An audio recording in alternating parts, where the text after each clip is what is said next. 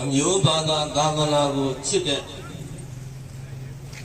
ဘုရင်တို့တိုင်းသားညီကိုမောင်နှမများအားလုံးမင်္ဂလာပါဒီနေ့ဟာတို့တိုင်းပြည်တို့နိုင်ငံတော်ရဲ့ဂုဏ်သိက္ခာနဲ့မြန်မာနိုင်ငံကိုစားပြုပြီးတော့ ICJ မှာ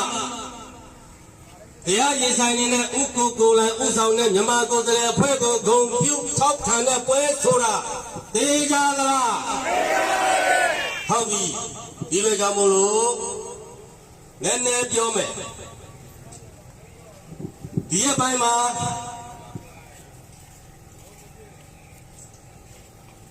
ဘင်္ဂလားဒေ့ရှ်နိုင်ငံကအခုလို ICJ မှုနဲ့ပတ်သက်ပြီးတော့မြန်မာနိုင်ငံကိုပြင်းပြင်းထန်ထန်ရှောက်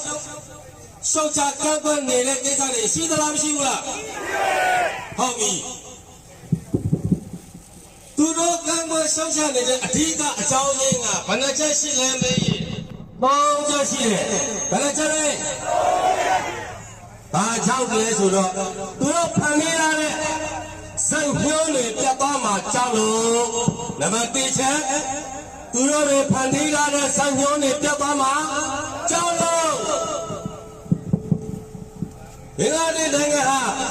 နိုင်ငံတကာအကူအညီတွေရဖို့မြန်မာကိုဖိအားပေးဖို့အတွက်ဟိုတိုင်းရင်းသားလူမျိုးတွေဆိုတဲ့အပေါင်းလုံးနဲ့လူမျိုးတို့ပတ်ဖြတ်မှုဆိုတဲ့ခေါင်းစဉ်ကိုအသုံးချနေတာပဲဖြစ်တယ်